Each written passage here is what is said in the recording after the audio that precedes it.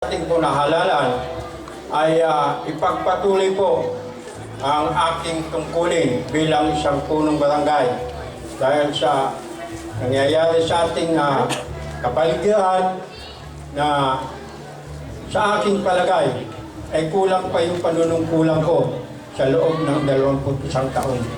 So, ngayon po, totoo po yun. Totoo po yun. Maraming testigo po. Ayan po ang ating station commander na si Joey. So, 10 taon po rin kasama yan. So, at saka, paigtingin ko po ang pagsasanay tungkol po sa nangyayaring kalamidad. Ako rin po ay isang pinuno dati ng civilian volunteer sa buong Pasay. At nagkapanan ko rin po ng buong tapat po yun. Kaya ako po ay muling bumabalik sa larangan ng politika dahil sa nararamdaman ko na kulang pa yung napaglingkod ko. Kung sino man ang hindi naniniwala sa aking sinasabi, magpunta po kayo sa aking bahay, pakikita ko lahat ng award ko. So, kahit sino po, dito po, sa buong Zona 15, kilala po ako. Kilala po ako sa buong Zona 15 kung paano po ako magtrabaho. Kaya lang po, talagang ngayon po ay naramdaman ko na kulang pa po ang aking serbisyo at sa nangyayaring kalamidad sa ating kapuluan ay mas kailangan pa po ang aking paglilingkod. So, yun lang po at ang aking masasabi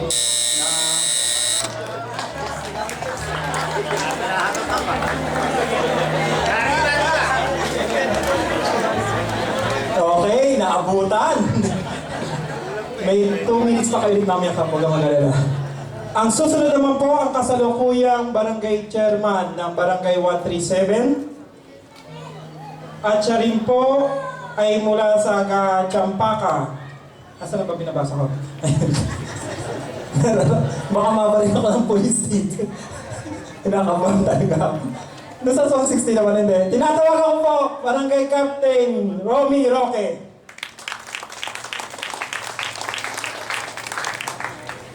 Magandang hapon po sa inyong lahat. Ako po, gabi na pala, gabi, sorry.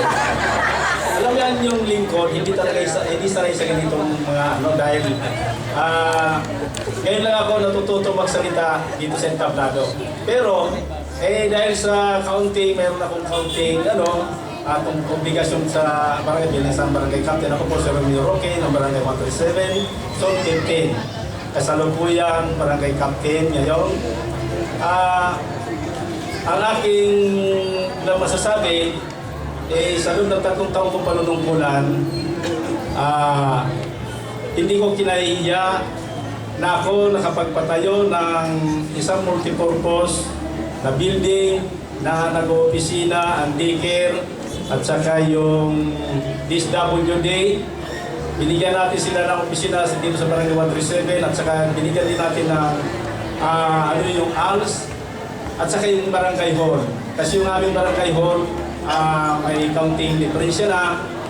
At saka sa panunungkulan ko rin, meron akong naipundang din na street light na 50.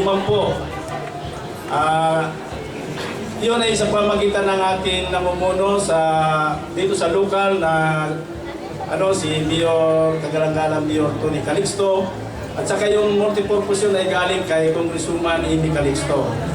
Sa ngayon, pinakikinabangan na ngayon yan ng DSWD na nag-opisina na roon. Kung ako, pagbibigyan pa inyo ng pagkakataon para yung ating mga pangarap sa barangay ko, matupad lahat. Sana hindi ko muna sabihin ngayon ito sa inyo dahil meron pa naman mamaya katanungan kung ano ang plataforma. Pero para mamaya ko na dahil siguro may magtatanong sa akin. Marami pa.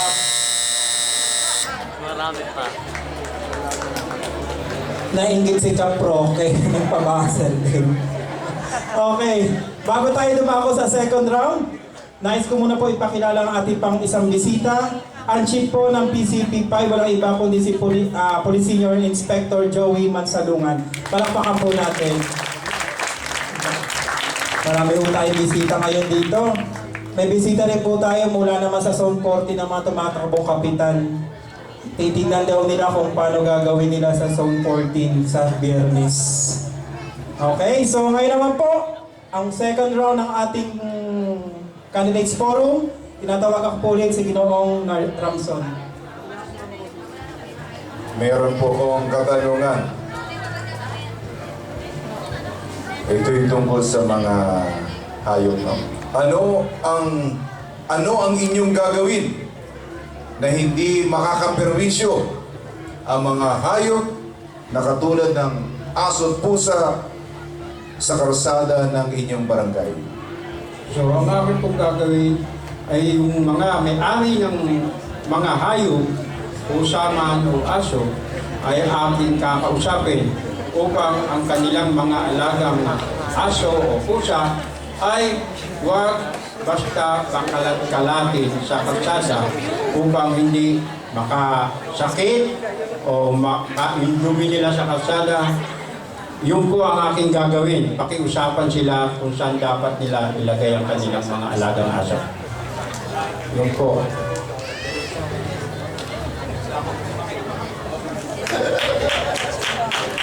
Okay, isang tanong lang po tayo para mabilis. Okay, si Kapitan Roque naman po ang susunod.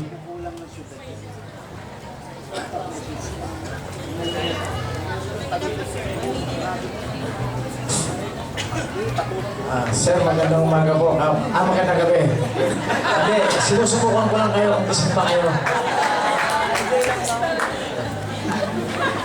May ordinance ang curfew hour sa mga kabataan. Paano ninyo ito ipapatupad? Madalas kong sinasabi nga doon sa aking mga constituent na kailangan paki-cooperate lang sa nila sa barangay para mabigyan ng solusyon yung problema ng ng mga bata. Ano yung problema kasi pag kami, nag-cooperation, biglang dadali namin sa barangay yung mga bata, tapos pinatatawag namin yung mga magulang, ang katwiran sa amin ng magulang, sasabihin, inutusan lang namin yan eh. Kaya minsan, yun ang sinasabi ko doon sa kailangan magkaroon ng barangay ordinance sa curfew para mabigyan ng ipin yung ang isang kapitan para mabigyan natin na madala talaga, kasuhan yung magulang o pagmultahin yung mga magulang doon sa dahil ang nagiging katwiran lang nila palagi, inutusan nila, ganyan nga. Nawawala kami dahil siyempre, yung magulang hindi naging pag-cooperate sa mga opisyal ng barangay. Madali sana natin solusyonan yan kung talagang nakikipagkaisa lang ang magulang sa opisyal ng barangay. Kung meron pa naman sana ibang itatanong, okay lang, sasagutin ko.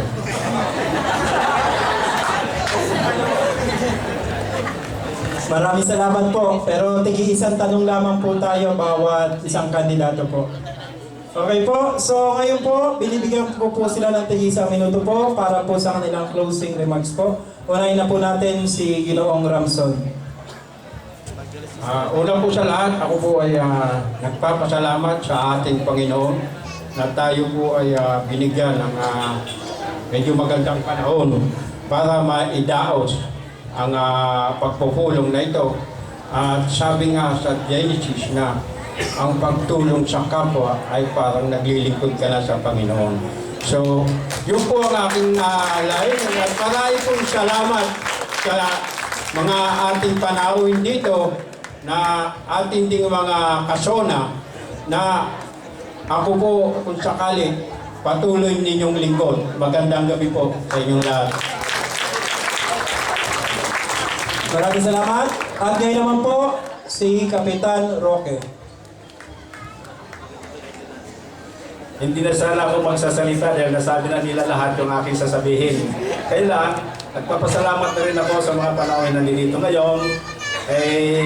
Maganda ito naging okasyon sana kung malaki-laking oras, may paliwanag natin ng kumpleto kung ano talaga nagagawa natin sa loob ng ating barangay. Mahirap, hindi natin mabigyan talaga solusyon at saka may paliwanag sa taong bayan kung ano talaga ang dapat natin gawin sa ating barangay. Kung ano ang tama, kailangan ng tama mananaig, hindi yung kung kailangan ng tama, ano ba ang tama. Ngayon, yung tinaano ko ngayon sa barangay, kung ano ang tama, kasi mas hindi pa nain sila sa tagal ng panahon ng nanunungkulan, marami nanungkulan na hindi nila naibigay ang tamang pamamaraan kung paano talaga masolusyonan ang isang problema ng barangay.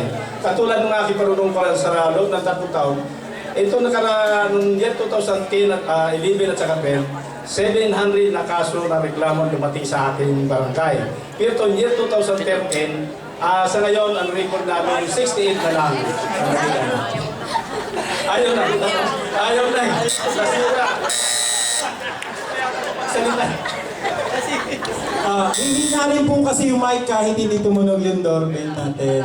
Okay, so palakpakan po natin ang Barangay 137 candidates for Barangay Captain. Muli po, Sir Ramson and Sir Roque.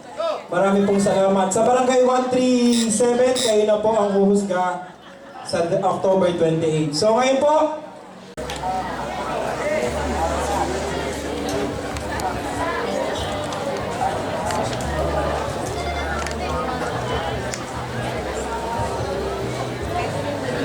okay po.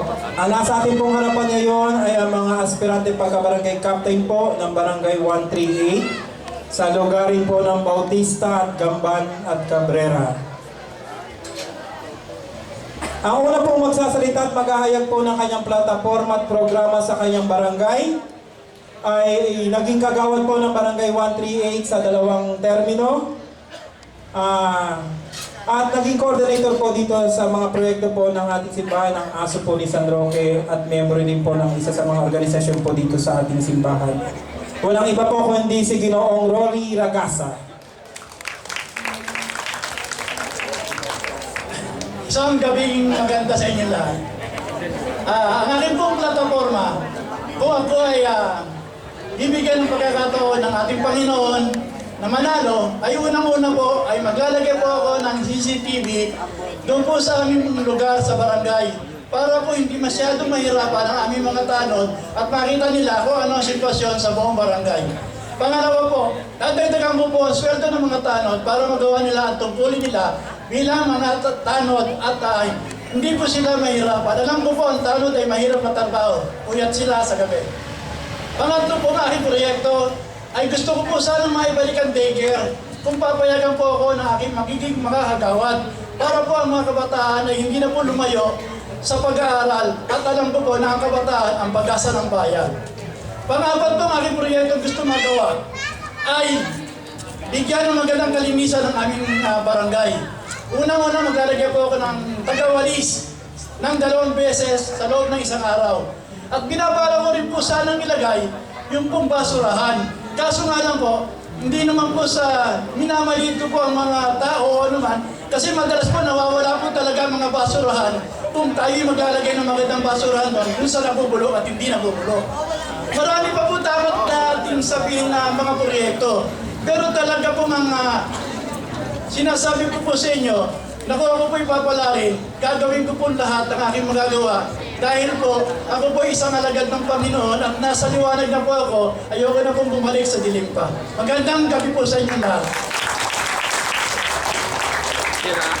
Okay, maraming salamat po, Ginoong Ragasa.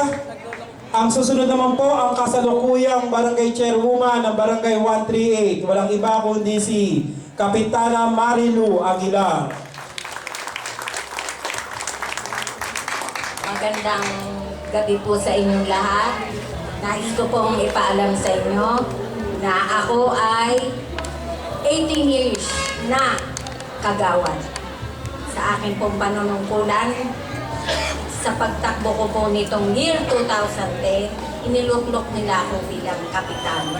Ang nais ko pong plataforma ang magkaroon, naunahan lang ako ni Kapitan Ragasa, ang aking pong plataforma ay magkaroon ng daycare center. Sa tinagal-tagal na panahon na panunungkulan ko, walang nangyaring daycare center. At ang pangalawa po, matulungan ko ang ating mga constituents na bago na po ang aming mga iskinita at meron na kaming center na napabago na rin sa pagre-request din na magkaroon ng magandang center.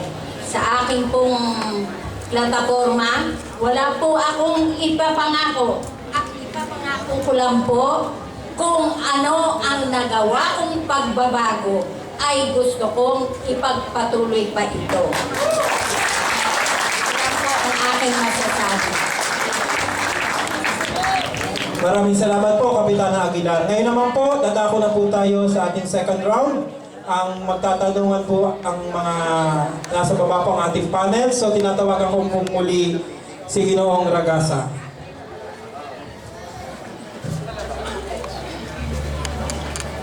O, para po ito sa candidate po ng Barangay 138. Ito po yung ating concern. Ang concern po ng inyong barangay ay magkaroon po ng 24/7 duty tanod. Paano nyo po ito isasagawa upang maiwasan ang krimen o away sa inyong barangay? Salamat po. Unang-una, nasabi ko na rin po sa inyo yung tungkol sa CCTV na para po ano po natin ang sitwasyon sa loob ng barangay kung ito man po ay makikita sa CCTV. Pangalawa, yung po 24/7 is masyadong mahaba para sa mga tanod. Napakahirap pong kampanan ng isang mga tanod yung ganong katagal. Siguro po ako pwede po natin iksiyan yon ng mas mababa, ng mga hanggang alas 4 man lang ng madaling araw. Napakaliit lang po ng sweldo nila. Napakahirap po ng gawain nila. Mapapahamak pa po ang kanilang mga sarili. Kaya bigyan po natin sila ng pagkakataon at bigyan din po natin sila ng importansya para po sa kanilang buhay. Maraming salamat po sa inyo lahat. Okay, salamat po. So ngayon naman po, ang tatanungin naman po ay si Kapitana Aguilar.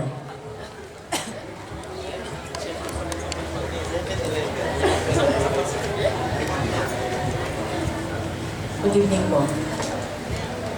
Paano ninyo ipakikita ang inyong trabaho bilang kapitana na tama ang inyong ginagawa sa inyong mga kabarangay?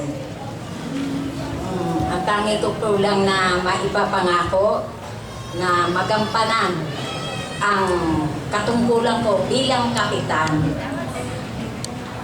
Ako naman po ay nangangakong lahat ng idudulot nila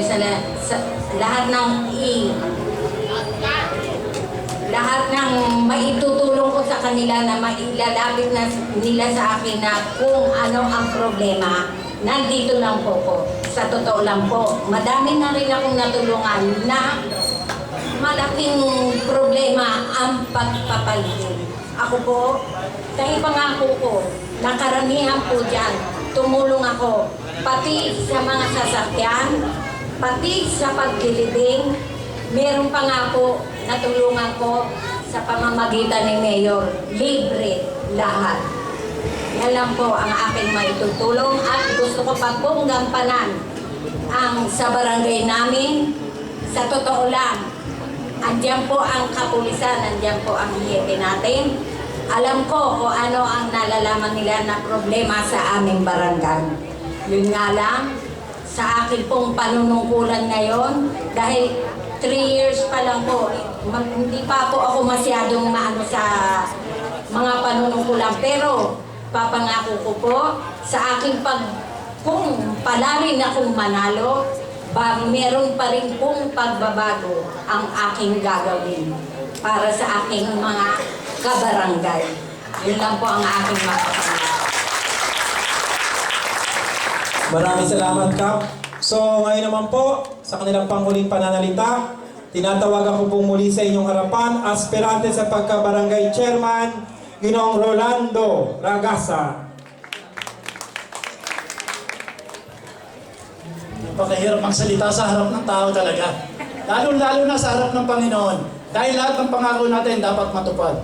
Dapat ng pangako natin ay gagawin natin. Kaya ipinapangako ko sa mahal na patron ng San Roque na gagawin ko ang lahat ng aking magagawa. Hindi po ako magnanakaw ng pera ng barangay at gagamitin ko ang pera ng barangay para sa barangay lamang po. Salamat po.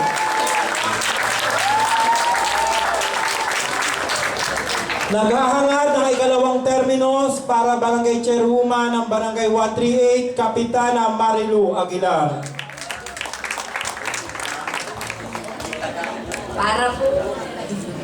Para po sa aking mga kabarangay, mahirap pong magsalita at mahirap mangako pagtungkol sa pera. Hindi ko pinupuri ang sarili ko, pero parang ang katunggali ko ay parang mayroong ibig sabihin na hindi ako magnanakaw ng pera. Mahirap kita na ako. Mahirap. Kaya ko sabihin yun. Parang lumalabas na masama ang ginawa ko sa 21 years old. Sa 20 years old na ang panunungkulan ko. Siguro naman hindi ako kakakuha.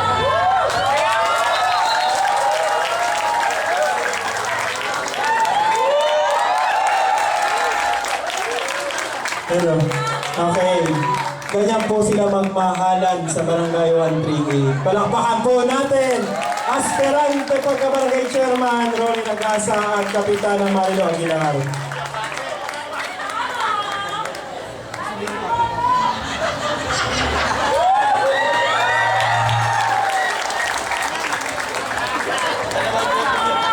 Okay, maraming salamat. Tita Malu, Tito Rolly, pwede na po tayong bumalik sa ating mga upuan. Kilala ko po muna siya. Okay, siya po ay nagtapos, papakilala ko, papabahin ko na lang kasi 5 minuto lang eh. Siya po ay nagtapos sa Padre Zamora Elementary School ng Elementarya High School sa Arellano at kumuha ng kurso Automotive Mechanic. Siya rin po ay naging presidente ng ating Ektoray dito sa Cabrera at naging barangay kagawad sa 2 termino. Walang iba kung hindi si Alexander Mendoza Martin. Magandang gabi po sa inyong lahat. Doon din po sa ating mga bisita at doon po rin po sa mga tumatakbong kagawad at kapitan. Una po, hindi na ako magpapakilala, napakilala na po ako. Ang aking unang plataforma po sa aming barangay ay ang unang, kung sakaling ako papalarin, unang barangay hall sa aming barangay. Yan po ang aming problema. At una po, ang pangalawa ay ang aming pagpapaayos ng aming daycare. Pangatlo, ang aming service sa aming mga barangay. At ang pang-apat po ay ang aming pagbibigay ng Christmas gift para sa bawat botante. Yan.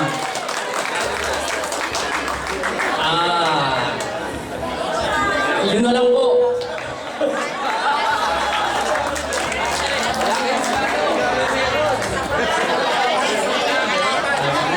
So, tatanungin na po siya.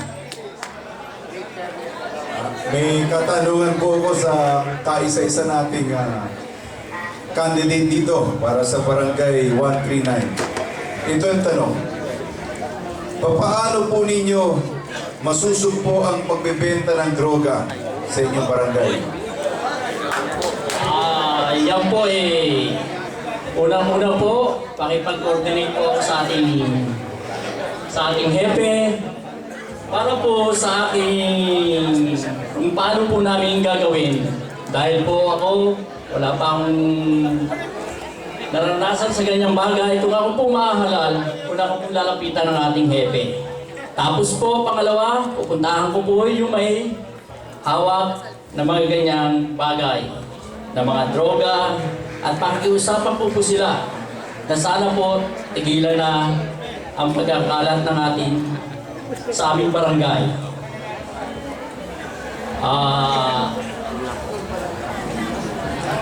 Wala na po, yun na lang po.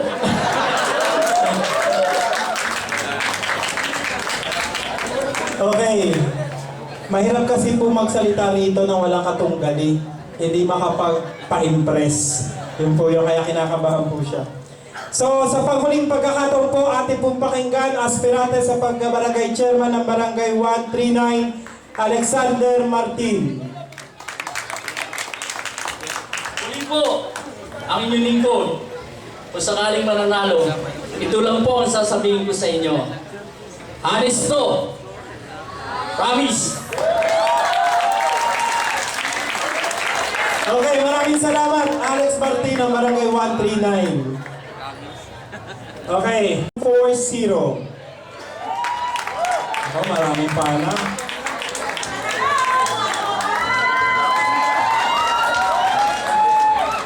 Ang 1.0 po ay natapos na po ang termino ni Kapitan Agtarap, kaya pareho po itong bago. So atin po sila mapakikinggan. Okay? Unahin ko na po yung bata. Siya po ay retired policeman, nakatatlong termino bilang kagawad ng Barangay 140, Arturo Remorin.